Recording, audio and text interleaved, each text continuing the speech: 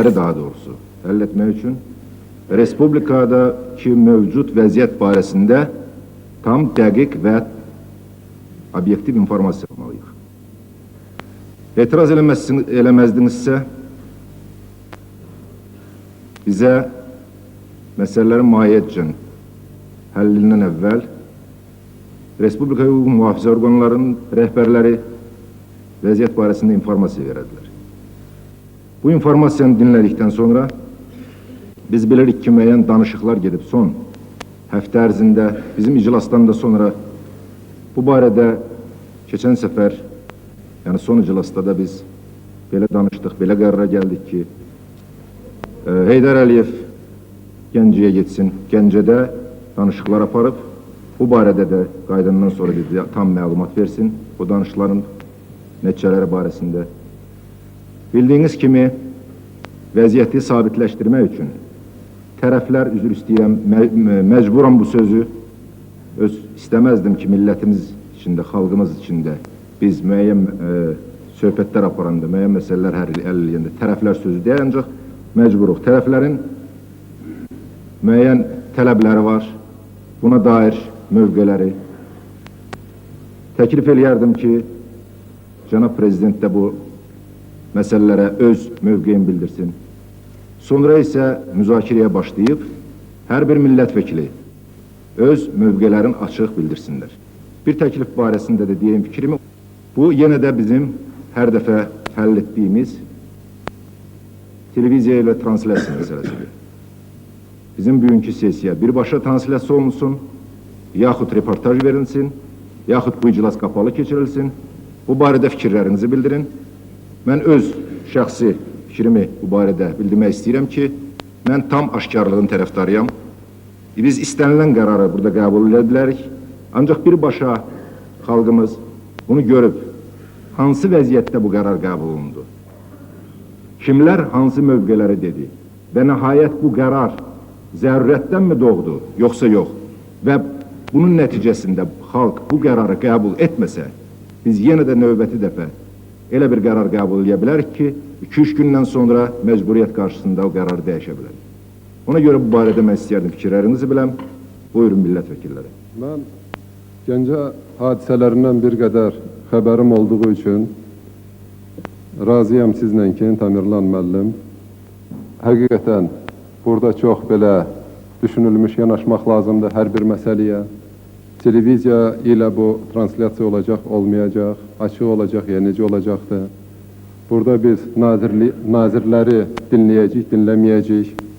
Və mən başa düşürəm ki, bunun ardıcılığından da, bunun müzakirə formasından da çox şey asılıdır. Odur ki, mən təklif eləyərdim bu məsələlər ətrafında. Heydər Əliyev Gəncədə olubdur. Onun məsləhətini biləydik, tövsiyəsini biləydik. Ondan sonra bu məsələnin müzakirəsine keçəydik. Aydındır. Deputat Əliyev. Tamirlan bəy, mən belə başa düşürəm ki, bugünkü bizim Milli Məclis keçən dəfə yarımçıq qalan Milli Məclisinin ardıdır. Yarımçıq da qaldı ona görə ki, burada oturan Heydər bəy Gəncə səfəri ilə əlaqədar oldu. Biz ardıcıl oluruqsa, söz verək ona, onun səfəri barədə məlumatı eşidək, ondan sonra işimiz barədə fikirləşək. Necə quracaq işimiz? Aydındır. Deputat İsmailov. Əməl Yaşar Əliyev dedi, məsələni düz qoyur. Keçən dəfə biz məclisi yarımçı saxladıq və Heydər Əliyev getdi Gəncəyə demək tanış olmaq üçün yerdə. Mən belə gəlir ki, bu günləri məsələni çox üzr istəyirəm, mən sizə qədr istəyirəm, məsələni düz qoymursunuz. Bütün aləm qarşı bir-birinə. Gündəlik konkret deyilməlidir. Bir məclisin gündəliyində hansı məsələ dayanır? Gündəliyin demək, formalaşdırmaq lazımdır, sonra keçmək lazım müzakirəyə. Siz o qədər söz dediniz ki, mən bilmədim, bu günləri biz nəyi müzakirə edəcəyik? Bugün biz konkret şəkildə müzakirə eləməliyik. Təşkilatı məsələ keçirməliyik, Ali Sovetin sədrini seçməliyik və keçməliyik, əgər lazımsa, Respublika yaranmış indiki siyasi vəziyyətin nəyin müzakirəsinə. İndi bu saat, bugün yığışmışıq, biz təşkilatı məsələ müzakirə eləməliyik.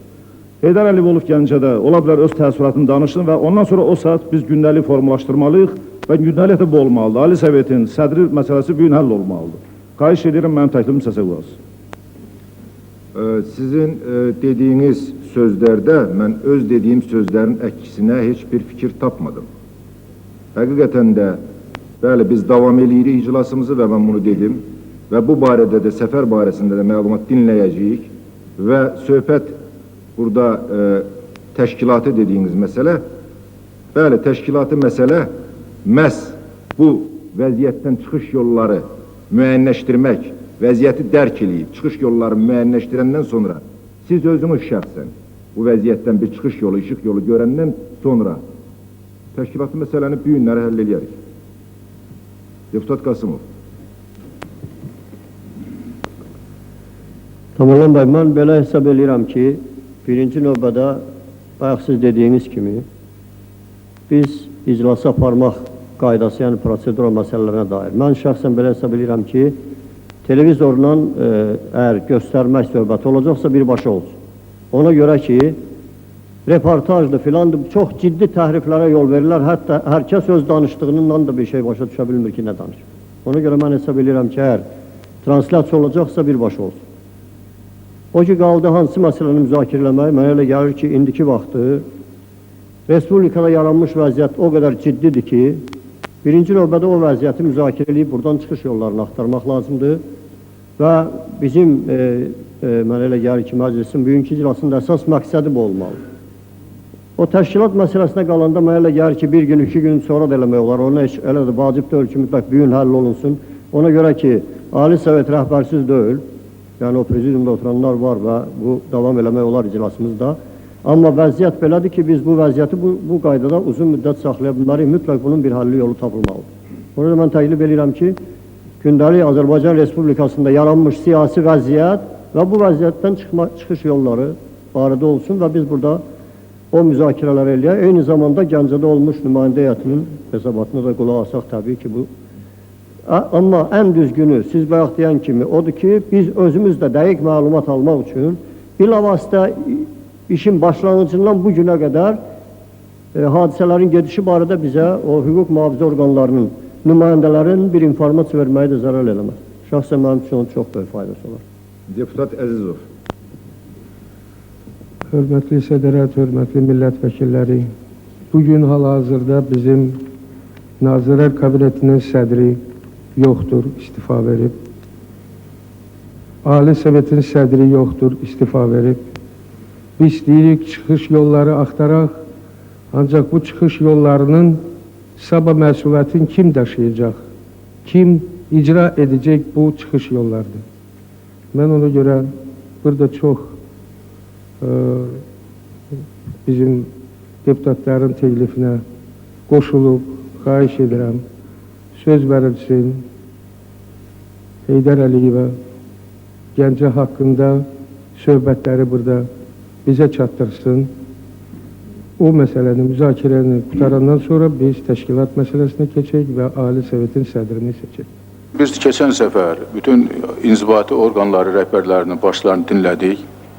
Ondan cəmsi bir neçə gün keçibdi. İndi təkrarən onların demək, məruzələrini dinləmək, çıxışlarını dinləmək yəqin ki, bizə heç bir şey verməyəcəkdir.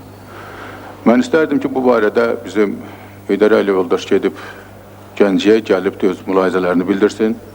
Ondan başqa bizim burada istintaq komissiyası ayrılıbdır. Yəqin ki, onlar da xeyli iş görüblər, onlar öz sözlərini desinlər. Və bundan sonra biz qalan məsələləri bu məsələlərə qatmayaq bugünkü işimizə. Ondan sonra təşkilat məsələsinə keçək.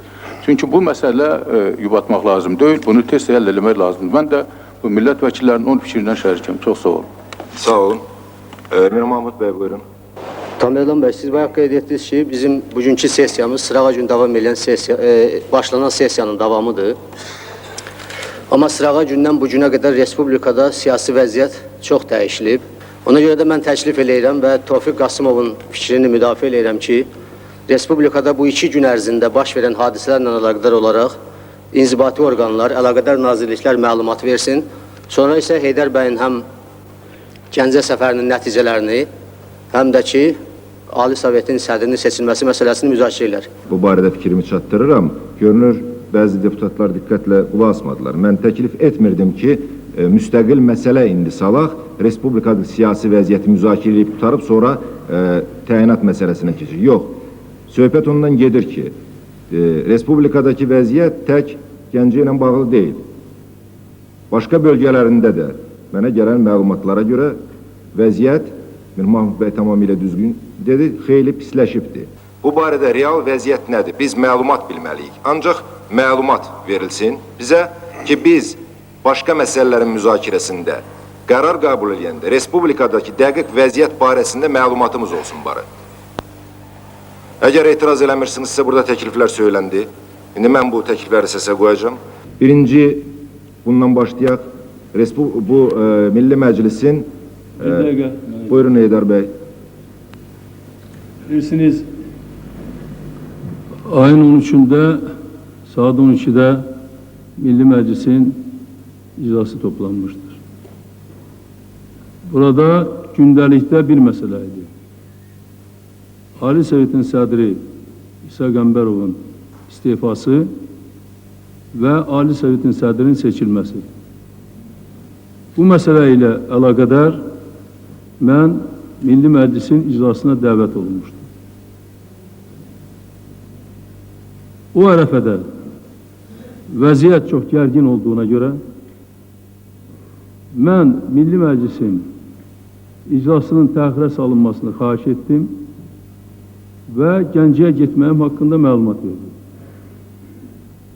Mən heç də deməmişdim ki, gedib mən Gəncədə vəziyyəti örgənib gəlib burada məlumat verəcəm ki, məsələ müzakirə olunsun. Sadəcə olaraq bu məsələnin, yəni bir məsələnin Ali Sovet sədri haqqında məsələnin həll olunmasının, təxirə salınmasını xahiş etdim. Sədr istifa verdi, onun istifası qəbul olundu. Yeni sədr seçilməsi məsələsində mən xahiş elədim ki, mənə imkan versinlər, mən gedim Gəncəyə qayıdım gəlim. Mən getmişəm, gəlmişəm. İndi bu məsələni başqa bir istiqamətə çevirmək mənə belə gəlir ki, qətiyyən düzgün deyil və mən bundan razı ola bilməm. Gəncə hadisələri Milli Məclisdə 2 gün müzakirə olunub, İstinqaq Komissiyası, Deputat İstinqaq Komissiyası yaranıb, komissiya yerdə olub, indi işləyir. Bu komissiyanın nəticəsi olmadan Gəncədəki hadisələri müzakirə etmək mümkün deyil. Mənim fikrim belədir. Ona görə də mən anlamıram. Nə üçün bu cür və cür təkliflər ortaya çıxır? Əgər siz Ali Sovetin sədri vəzifəsini, sədri məsələsini həll eləmək istəyirsinizsə, mən bu işdə iştirak edirəm. Əgər istəmək istəmirsinizsə, başqa məsələlər eləyirsinizsə, mən bu işdə iştirak etmirəm. Mən hər şeyə aydın deyirəm və məsələləri qarışdırmaq lazım deyil burada. Tamamilə dediyiniz aydındır. Biz də tamamilə tam aydın deyirik ki, Respublikada Ali Sovetinin sədri vəzifəsinə seçki məsələsi bu öz başına İsa Qəmbərovun ya xəstəliyi ilə, ya başqa səbəblə ortaya çıxan məsələ deyil. İndi biz Ali Sovet sədri məsələsini həll eləyəndə biz bilməlirik ki, bu addım Respublikada vəziyyəti sabitləşdirəcəkmi? Əsas yerlərin biri, bir dəqiqə, əsas bizi narahat eləyən Gəncə faciəsi, onun davamının qarşısını alınacaqmı? Yox, biz bu barədə deputatlar bilməlidir ki, bu məsələnin həllində tam sərbəst və məsuliyyətli qərar qəbul edə bilsin. Və bu barədə də biz xahiş eləyərdik ki, Heydər müəllim, siz oradakı təəssüratınız, bunun vəziyyətdən çıxış yolları barəsində məsləhətləriniz və sözlərinizlə Milli Məclis qarşısında çıxış eləyəydiniz. Əgər siz bu, nətər deyərlər, bununla razılaşsanız. Siz hamınız burada oturmuşsunuz. Gəncədən xəbəriniz yoxdur. Heç biriniz oraya getməmişsiniz. Burada oturub yenə də məsələ müzakirə etmək istəyirsiniz. Və istəyirsiniz ki, mən gedib bir gün orada qalmışam, gəlmişəm, burada sizə bütün dünyaya elan edeyim ki, bunun çıxış yolları nədir?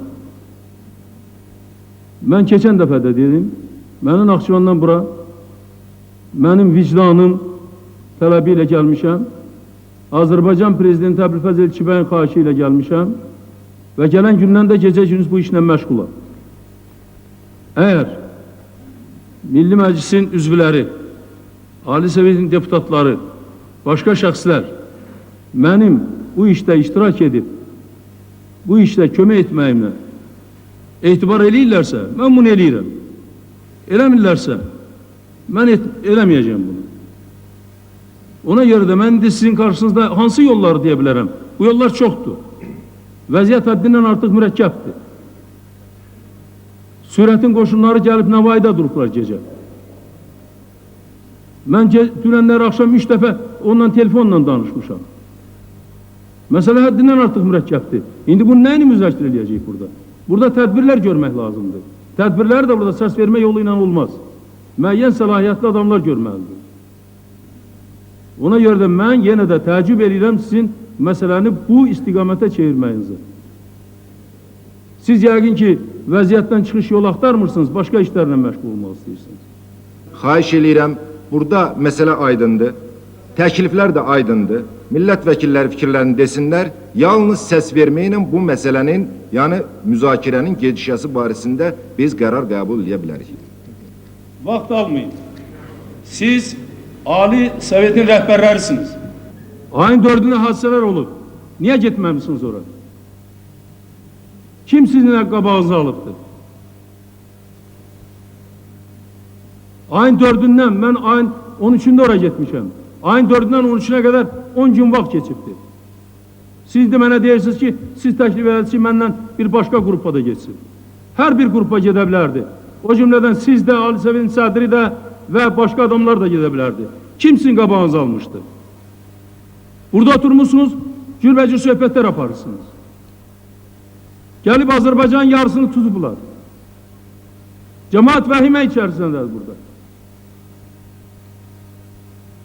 Mənə deyirsiniz ki, siz mənə dediniz ki, deputat qrupası geçsin, mən razı olmadım. Bəli, hansı deputat qrupası istəyir, geçsin ora. Bugün də geçsin, sabah da geçsin. Ancaq mən bir Ali Sovetin deputatı kimi, Ali Sovetin sədrinin mavini kimi, bir vətəndaş kimi Azərbaycan prezidentinin dəvətini qəbul edərək bu işlə məşğul oluram. Və indi bu məsələni siz nə cür müzakirə etmək istəyirsiniz, mən başa düşmürəm. Gəncə hadisələri, ondan çıxış yolları burada bu gün müzakirə oluna bilməz. Birinci ona görə ki, İstinkaq Komissiyası gedir, bu işini aparmalıdır. İkinci, bu məsələ geniş müzakirə oluna bilməz. Bu məsələdən indi çıxış yolları tapmaq lazımdır. Onu da müəyyən bir qrup, səlahiyyətli adamlar apara bilərlər. Ona görə də məni siz bu məsələlərə çəkməyin. Siz istəyirsiniz, neçə dənə təklifə səs verə bilərsiniz, ancaq bilin ki, mən bu işlərə qatışmayacağım. Sizin fikriniz aydındır. Mən istəməzdim ki, siz məlumat bilməmiş, vəziyyəti dəqiq bilməmiş, burada keçən səfər bəli söhbət oldu. Heydər bəyin Gəncəyə getməyinlə məhz əlaqədar. Ona görə ki, orada müəyyən qarantiyalardan söhbət getdi. Biz istəyirik bilək, orada çox kəskin tələblər qoyulubdu Gəncəlilər tərəfindən. O tələblərdən indi qismən geri dururlarmı? Bunun çıxış yolları sakitləşdirmək nədən ibarətdir? Bu barədə cənab prezident bəlkə bizə bir məlumat verə bilsin. Buyurun. Hörmətli sədarət, hörmətli millət vəkilləri,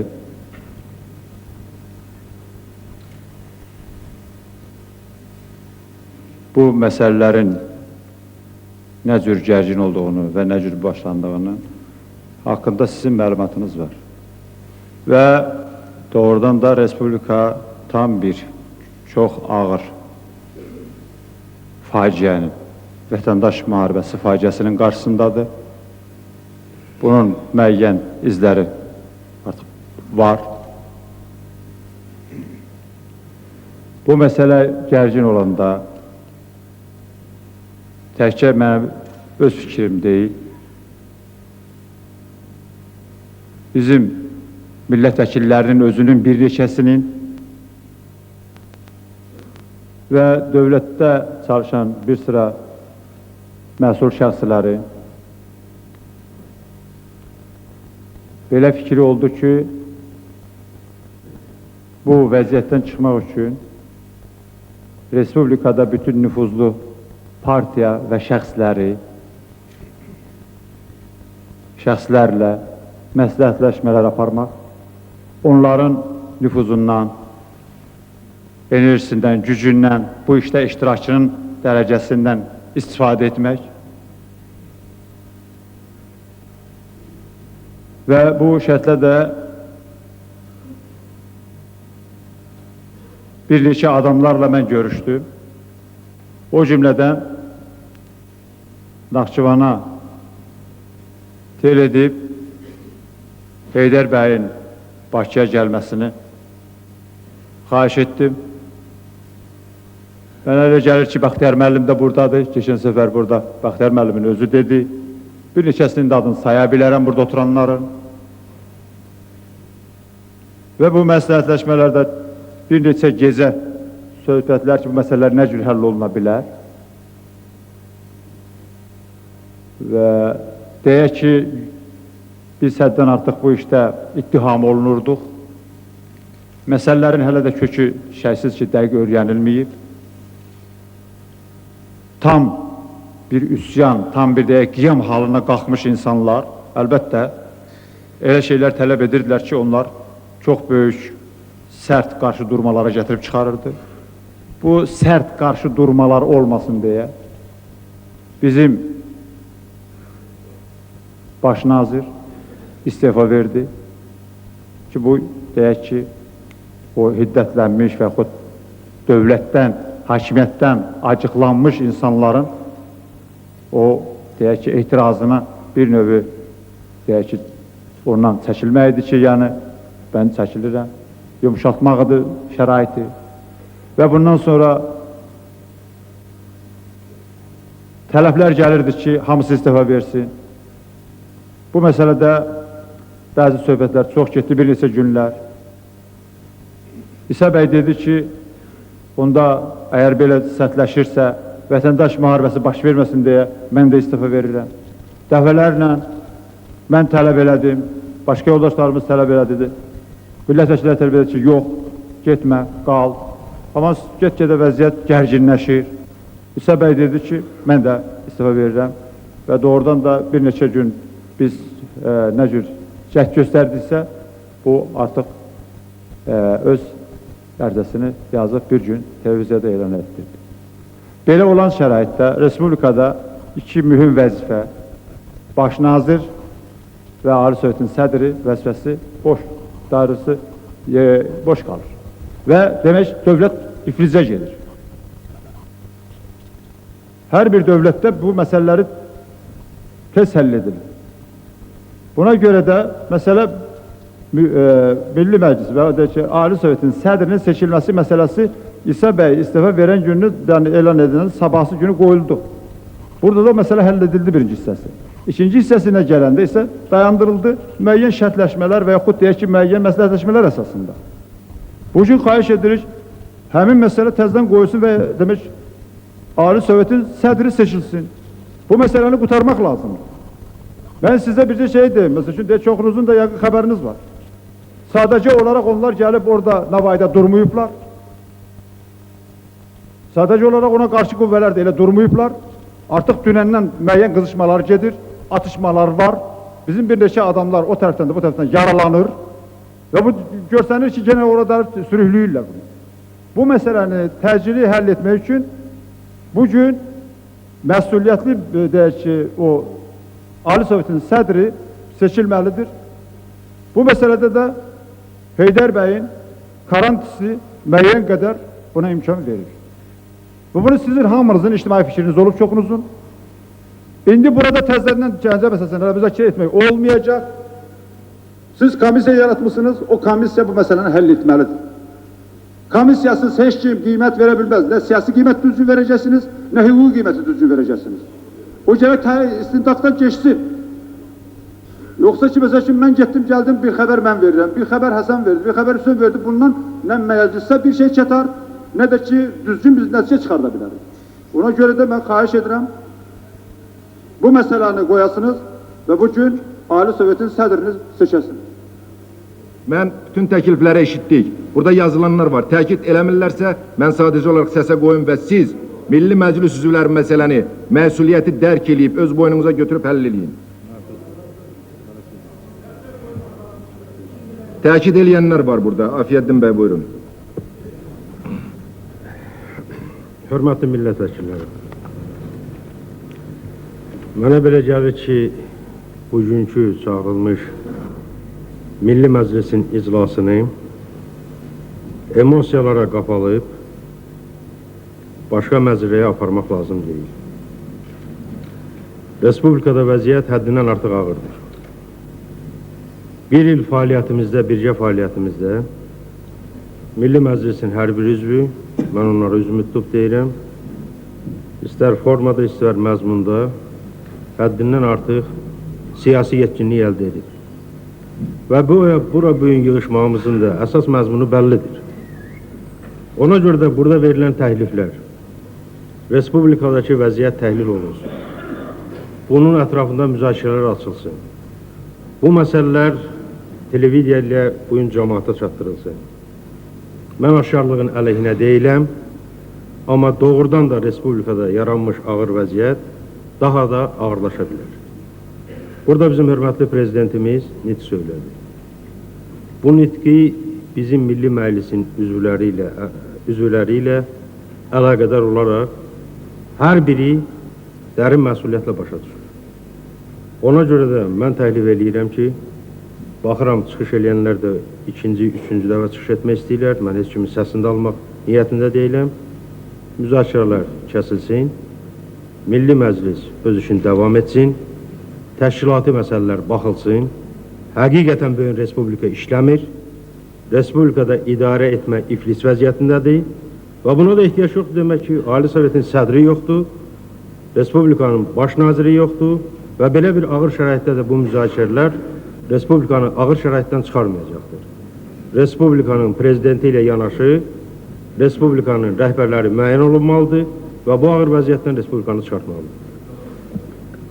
Aydındır. Təkid eləyən yoxdur ki, o söz demək. Hörmətli millət vəkilləri, hörmətli prezident, mən xahiş edirəm danışmayasınız. Hamınız qəşəng bilirsiniz ki, bugün Respublikada nə baş verir?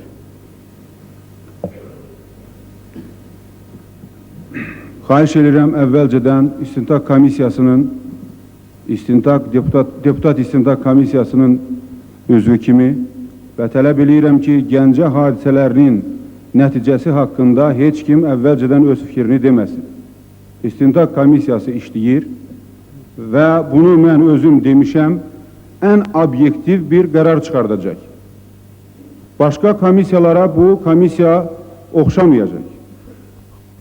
Gəncə hadisələrindən sonra Azərbaycan xalqında qarşı durma olmasın deyin.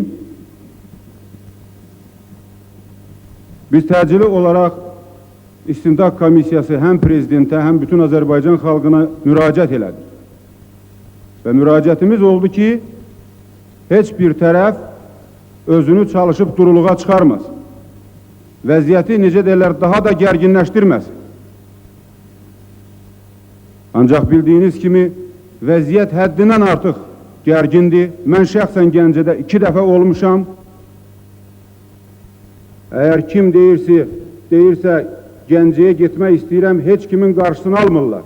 Getmək lazımdır. Ancaq bəziləri cürət eləmirlər ora getməyə.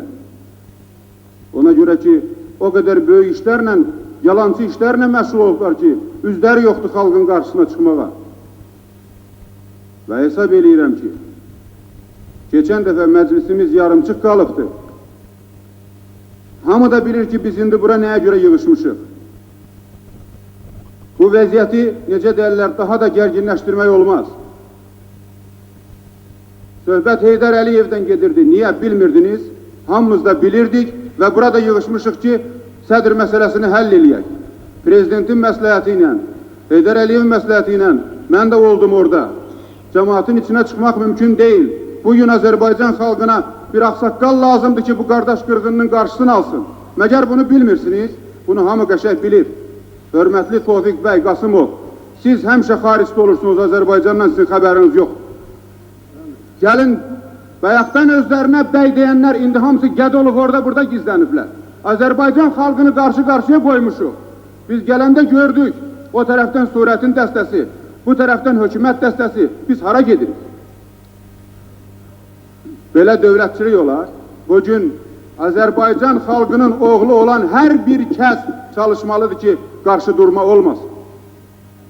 Bugün hamımız qəşəng başa düşürük ki, hakimiyyətdə boşluq yaranıbdır. Baş nazirimiz yox, Ali Sovetin sədri yox. Biz hara gedirik? Mən xahiş edirəm, süni surətdə Təmirlan bəy, bu məsələni uzatmaq lazım deyil. Burada bir məsələ var, hamımız da bunu bilirik, hamımız da şuurlu adamlarıq. Respublikamızın prezidenti Əbülfəz bəy də fikrini dedi. Gəlin bundan məsələni qutaraq. Bir məsələ var, onu həll eləməliyik. Mən Tahir Əliyevin fikirləri ilə tamamilə şərikim. Tahir Əliyev tamamilə bizim üçün hər şeyi aydınlaşdırdı. Bax, siz indi deyirsiniz ki, oyun oynamayın. Amma mən diqqətlə baxıram. Mənim siyasətdən zaten Təmirlan bəy o qədər başım çıxmaz, şair adamam. Amma diqqətlə fikir verin, axı biz də qulağımıza yemirik, oyun oynayan sizin özünüzsünüz. Siz oynuyorsunuz. Siz məsələnin yönünü döndərirsiniz ayrı istiqamətə. Çox gözəl dedi Xeyrullah. Allahsız yerdə otur, amma böyüksüz yerdə oturma. Atan yaşındadır. Yoxsa yenədən başlamışsınız o dəfəki kimi bu kişini hörmətsiz eləməyə. Biz xahişlə onu gətirmişik. Niyə o kişini hörmətsiz eləyirsiniz? Layiqin əgər ləyaqətin vardısa bu müddətdə nə eləmişsən sən? Sən Təmirlan nə eləmişsən? Nə iş gördün bu bir ildə? Aha bizim gözümüzün qabağında gəlir bütün bu oyunlar. Oyun deyirsən, bizə atırsan. Amma oyunu oynayan başlı sənsən. Bura bax, gəlin hər şeyə açıq danışaq. Bütün millət bu saat Heydər Əliyevi gözləyir. Əgər istəyirsiniz ki, bu odun üstünə su tökəsiniz, Heydər Əliyev gəlməlidir vəzifəyə. Mən açıq deyirəm, birbaşa deyirəm, mən siyasətə qanmıram. Bu saat bütün millətin ümidi o kişiyədir. Niyə bu millətin ümidini yerə vurursunuz? Prezidentimiz çox gözəl dedi və prezidentimiz təsadüfi demir onu. Prezidentimiz çox gözəl bilir ki, bu saat millət hansı əhval ruhu ilə yaşayır. Niyə bizim o istaşımıza su qatırsınız?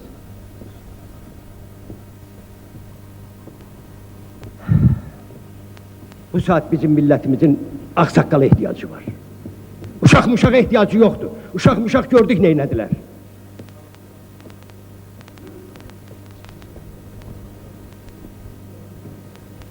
Mən prezidentin fikrinə gəlirəm.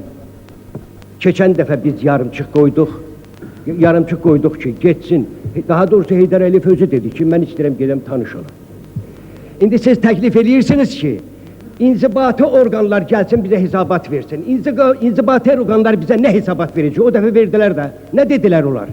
Hamısı dedi ki, bizim xəbərimiz yoxdur. Onda da mən buradan yerdən dedim ki, belə çıxır ki, qardaş, bütün günahlar bizim boynumuzdadır. Buradakı deputatların boynundadır. Biz günahkar. Təzədən nə başlamışsınız buna? O istintaq komissiyası yaratmışsınız. Qoyun o istintaq komissiyası işini görsün, ondan sonra gələk yığılaq burada əməlli başlı bu məsələ müzakirə eləyək. Amma bu günləri biz bura yığılmışıq, İsa Qəmbərov istefa verib, indi də siz deyirsiniz ki, ona görə ki, İsa Qəmbərov istefa verib, amma hindi qan tökülü baxır. Aşı qan tökülüb İsa Qəmbərova qədər. Nəyi müzakirə eləyəcəksən, mən bilmirəm. İsa Qəmbərov tutarıb, istefasını verib, bugün biz Ali Sovetə sədr seçməliyik. Mənim təklifim budur. Bu məsələ prezidentin yanında mən açığın demək istəyirəm ki, bir neçə dəfə müzakirə oldu. Doğrudan da baş nazir istifa verir. Ali Sovetin sədri istifa verir.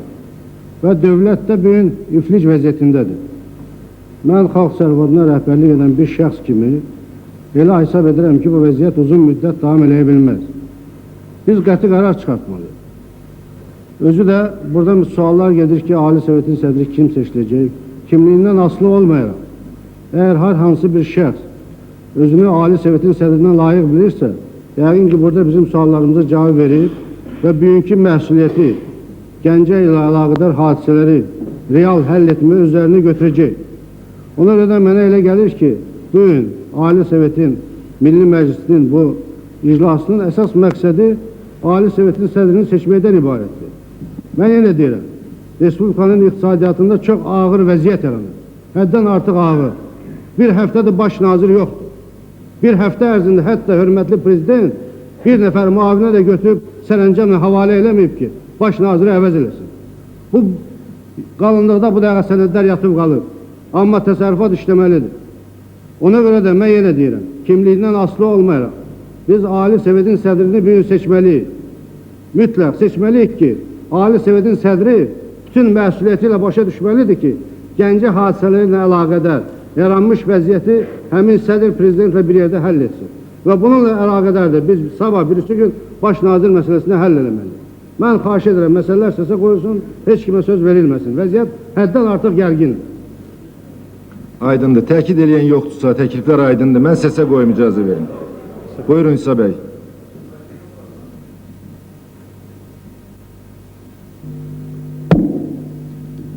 Hörmətli Cənab Prezident, hörmətli sədarət, hörmətli millət vəkilləri, mən bugün Milli Məclisdə yaranmış gərginliyin səbəbini həm başa düşürəm, həm də başa düşmürəm.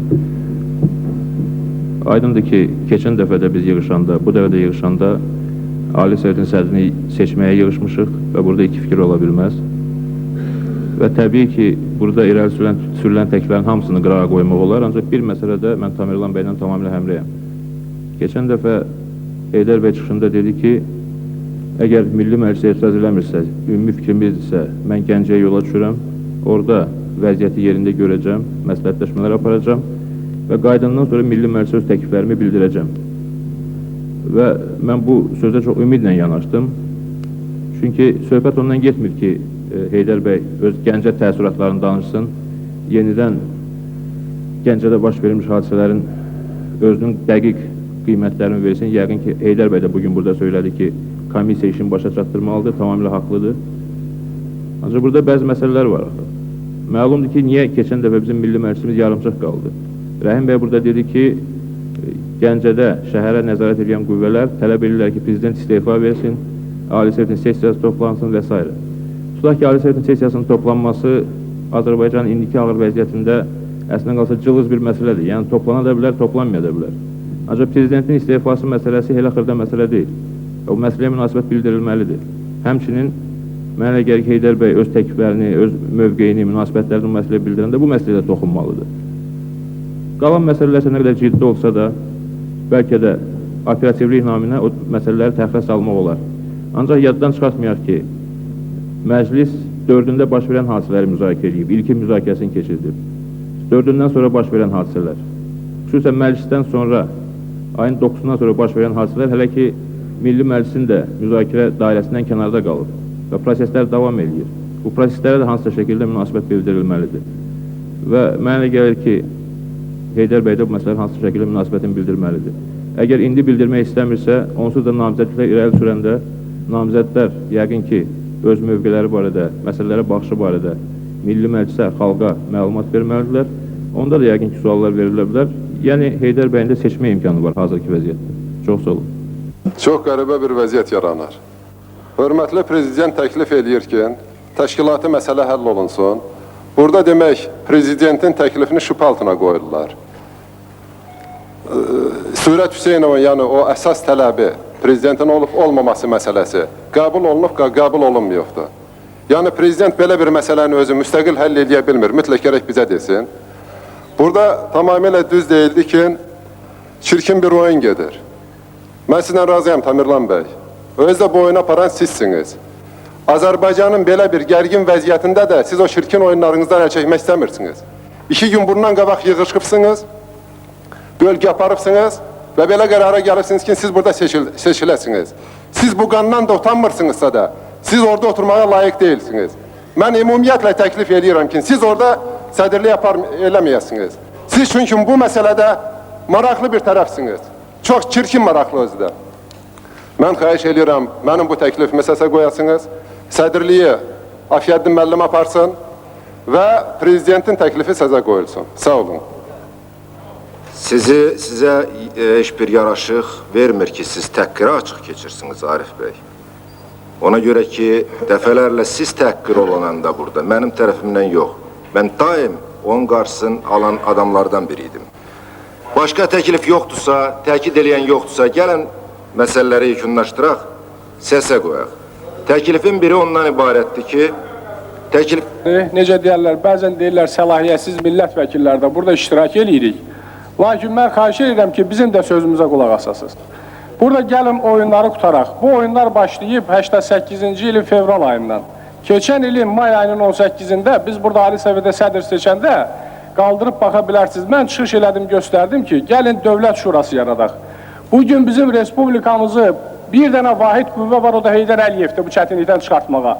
Ya onu Ali Səviyyədə sədr seçməliyik, ya dövlət şurası yaradıb onu sədr təyin eləməliyik. Qutarmaq lazımdır bu oyunları.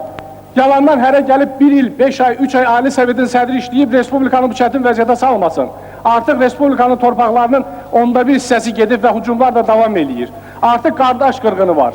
Əlimiz qana batıb. Düzgün danışmaq lazımdır. İndi də oyun oynayırıq. Kimsə öz vəzifəsinə görə, kimsə öz keçmiş ambisiyalarına görə, kimsə öz çətinliklərinə görə. Mən üzümü Heydər Əliyevə tuturam. Bizim ağsaqqalımızsınız, böyümüzsünüz Heydər Əliyev. Ancaq sizdən bir xahişim var. Gəlin bu xalqa, bu millətə siz bir ata kimi, bir böyük kimi rəhbərlik edin. Siz bu millət çətin vəziyyətdədir. Bizi Fələstinin gününə salıblar. Bizim milləti çox acınacaqlı vəziyyət gözləyir. Bizim təhlükəli düşmənimiz ermənilər o qədər də sadə düşmən deyil. Bütün millət vəkillərindən mən xahiş edirəm ki, bugün məsələləri qutarağın. Çox sağ olun. Aydındır. Gəlin. Rəhəm bəy, buyurun. Rəhəm bəy, buyurun. Hörmətli millət vəkilləri, hamımızdan üzr istəyirəm. O bəzi üzürlü səbəbə görə mən gecikdim.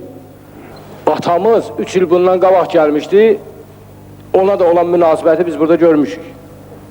Bu söhbətdən bir dəfəli qutarmaq lazımdır. Onu danışmağa heç kimin burada dili yoxdur. O ki qaldı bugün Respublikanın ağır vəziyyətində yeni alverc edir.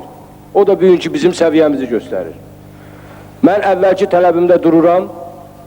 Bu günləri Ali Səviyyətə sədr seçilsiz seçin, onu həll eləyək, amma sabaha sesiya çağırılmalıdır. Hökmən mən yenə də öz mövqeyimdə dayanıram. Prezidentin istifası məsələsində və son ana kimi də dayanacam. Burada başqa söhbətdə də Respublikanın taleyində kimin hansı günahı olub, onlar başı ilə cavab verməlidir ki, mən qarşıyım. Sağ olun. Aydındır. İndi zəhmət olmasa millət vəkilləri, məclis üzvləri deyilən təkliflərə münasibətlərinizi bildirin. Deməli, birinci təklif ondan ibarət oldu ki, hüquq inzibat orqanlarının nümayəndələri Respublikada indi baş verən hal-hazırda bugün, bu Gəncə məsələsinə aidiyyəti yoxdur, bugün baş verən hadisələr barəsində qısaca millət vəkillərinə məlumat versinlər. Ehtiyac var, yoxdur. Xahiş eləyirəm, münasibətinizi bildirin. Ehtiyac var, yoxdur. Xahiş eləyirəm, münasibətinizi bildirin. Təklif bundan ibarətdir. Buyurun.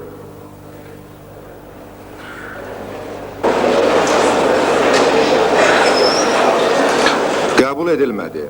İkinci, Gəncədə deməli bu sesiyamızın dayandırılmasının səbəbi Gəncədəki danışıqlar, bu danışıqların nəticələri barəsində məlumat, ehtiyac var, yoxdur. Xahiş ilə münasibətinizi bildirin. Qəbul edilmədi. Gündəlikdə təklif, deməli, Ali Sovetin sədrinin seçilməsi, təşkilatı məsələ. Xahiş eləyirəm, münasibətinizi bildirin. Qəbul edildi. Gündəliyə salındı. Başqa təkliflər mənimlə gəlir ki, yoxdur. Deməli, gündəlikdə bizim bir məsələmiz var. Ali Sovetin sədrinin seçilməsi məsələsi. Bildiyiniz kimi, bu məsələni biz həll etmək üçün bir məsələni də keçən səfər deputat Rəhimzadə bu məsələyə toxundu, həll etməliyik. Əgər burada açıqlandı, ona görə mən deyirəm. Əgər təklif, yəni bu veriləcəksə təklif, mən şübhə etmirəm buna, deputat Heydər Əliyevin təklifindən söhbət gedirsə, onun namizədliyi ilə söhbət gedirsə, deputat Heydər Əliyevin Milli Məclisə üzv seçilməsi məsələsini həll etməliyik. Bu barədə nə kimi fikirlər var? Üzr istəyirəm, bu məsələnin həlli mən düzgün başa düşmədiniz. Üzvü seçmək üçün onda biz Milli Məclisin tərkibinin məsələsini, yəni sayının artılması məsələsini həll etməliyik. Üzr istəyirəm, bir dəqiqə izahatı qulaq asın. Qanunda 50 nəfər göstərilib, 50 Milli Məclis üzvü var. Biz indi o qanuna dəyişiklik edib, onun sayını artırmalıyıq, yaxud da Milli Məclis üzvlərindən kimisə biz Milli Məclisdən çıxarmalıyıq. Bu məsələni həll etməlisiniz. Deputat Qaziyev. Tamerlan bəy, siz hüquqşünassınız, mən bu qəribə məntiqi başa düşmürəm. Heydər Əliyev Ağlı Sovetin sədr müavini kimi orada otura bilir. Amma sizə bu nətər məntiqdir, nətər qanundur. Bizə bu xırda şeylərindən əsəbləri gərginləşdirmək lazımdır. Bu nə hansı qanundur? Bu adam oturubdur sədrin müavini, özü seçilibdir rəsmi. Əgər doğrudan da vəziyyət gərginləşdirmək söhbətidirsə, bu başqa məsələ, orada qan dökür. Yox, uşaq oyunudursa, bura uşaq oyunu deyil. Bilirik, doğrudur, burada o çox səviyyə məlumdur. Amma bu nətər oyundur? Sədir mavini, bəs onda nəyin sədir mavinidir? Bu tərəf danışanda deyir ki, Ağlı Sovet qeyri-legitimdir. Legitim Milli Məclisdir. Bu adam da sədrin mavinidir. Bəs onda hansı sədarətdir, hansı mavinlikdir? Mən bunu izah eləyin, xahiş edirəm ki, bu nə məsələdir? Və bunu niyə biz uzada bugün gərgin vəziyyəti biraz da gərginləşdiririk? Aydındır, mən çox təəssüf hissi ilə bildirmək istəyirəm ki, çox təəssüf ki, elə əvvəldən bunu bir şəxsi münasibətə çevirməyə çağırdılar. Mən sədrlik eləyirəm, hüquqşünas kimi mənləmiyim, bu məsələni Afiyəddin bəy yaparsın.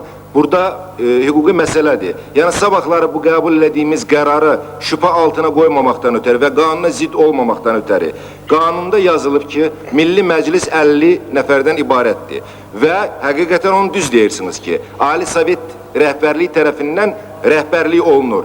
Siyahı təsdiq olunanda Ali Sovetdə Milli Məclisin siyahısı Deputat Heydər Əliyev Milli Məclisin üzvlüyünə seçilməyibdir. Bilirsiniz ki, bütün Milli Məclis üzvləri seçiliblər. Seçilmədiyinə görə tam 50 nəfər tərkib, sonralar dəyişiklik olub Milli Məclis ona qismən əlavə yerlər boşalanda adamlar seçib, ona görə indi 50 yer doludur.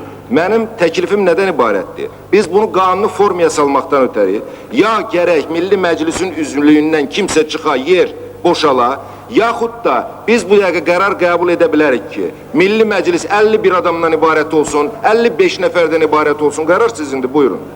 Aydındır, mən elə gəlir. Deputat Əliyev. Təmirlan bəy, mən istəmirəm ki, Milli Məclisin üzvləri fikirləşsin ki, Heydər bəyin namizədliyi nəzərdə tutulub. Mən rəsmi onun namizədliyini Ali Sovetin sədri kimi təklif eləyirəm. İkincisi, qanunda ziddiyyət varsa, mən xahiş eləyirəm Milli Məclisin sayı 51 nəfər olsun. Bu qanun keçməsə, mən xahiş eləyirəm məclisdən mənim səlahiyyətlərimə xitam versin. Aydındır, başqa təklif yoxdur. Yoxdur. Xahiş eləyirəm, deməli təklif ondan ibarətdir ki, Milli Məclisin sayı 51 olsun və bu barədə bizim konstitusiya qanunu dəyişiklik eləyək. Xahiş edirəm, münasibətinizi bildirin. Qəbul edildi.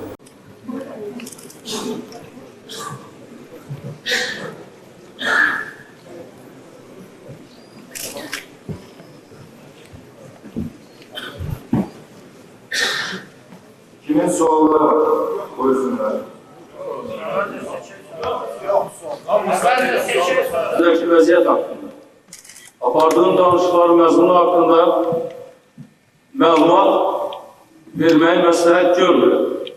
Bütün məlumatları mən Əbülfəz Elçibəyə vermişim. Gəncə şəhərində, onun ətrafında olan rayonlarda və ümumən bütün Azərbaycan Respublikasında böyük gərginlik yaranmış, mürəkkəb vəziyyət mövcuddur. Bu hadisələrlə əlaqədar mən vicdanımın tələbi ilə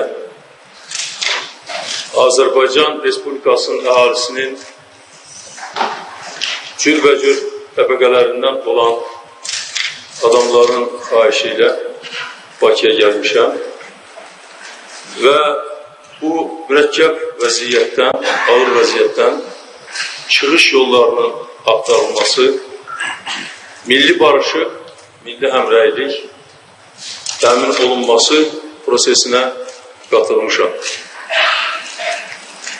Mən əvvəllər də demişəm, bir də deyirəm, qan tökülüb, cinayət yapılıb, böyük faciə baş verib, ancaq bunun dərinləşməsinə heç vəchlə yol vermək olmaz və Azərbaycanın bütün vətənpərvər insanları hamısı birləşib bu ağır vəziyyətdən uğurla çıxmaq üçün çalışmalıdır və çıxış yolu da ancaq danışıqlar vasitəsilə, qarşılıqlı anlaşma vasitəsilə, sülh və barışıq vasitəsilə olabilir. Güc işlənilməməlidir, bir daha silah işə salınmamalıdır. Mənim bu günləri burada bu məsələnin müzakirəsində cürbəcür sözlər deyil, bu məsələni ayrı-ayrı istiqamətlərə yönəldilməsi məndə çox böyük narazılıq hissi doğur. Mən Naxçıvandan bura özüm gəlməmişim.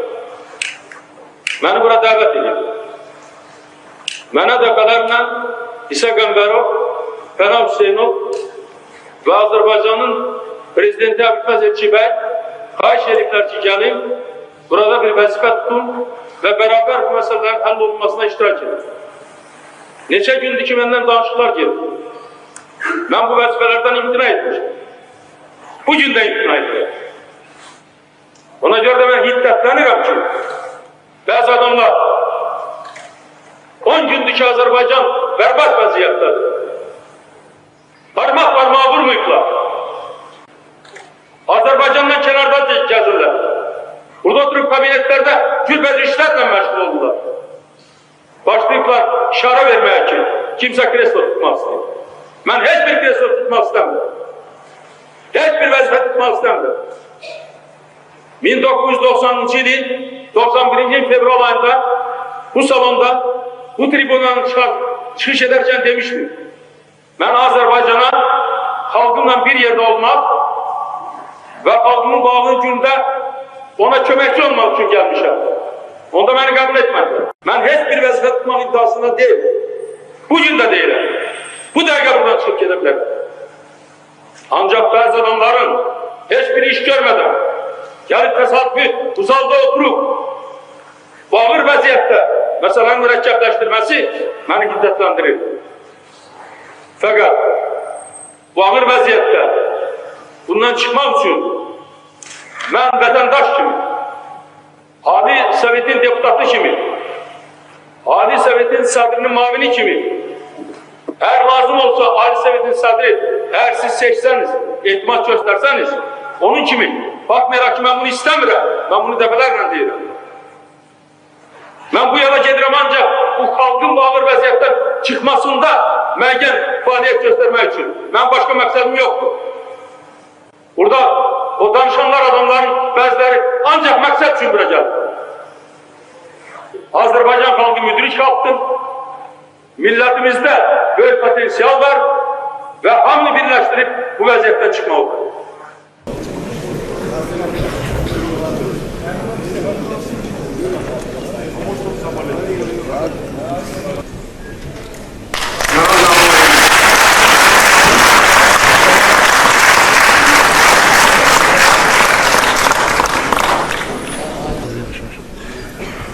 Başka şey yoksa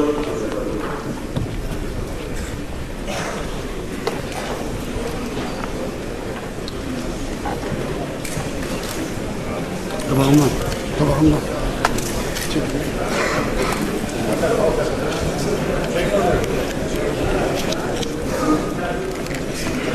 hörmətli millət vəkilləri, hörmətli prezident. Mənə bugün böyük etimad göstərdiyinə görə Milli Məclisin üzvlərinə, Azərbaycanın Ali Sovetinə minnətdarlığımı bildirirəm və sizi əmin edirəm ki, ağır bir yükü aparmağa çalışacağım və bu vəzifəni ləyaqətlə yerinə yetirməyəsinə tutaraq əlimdən gələni edəcəyim.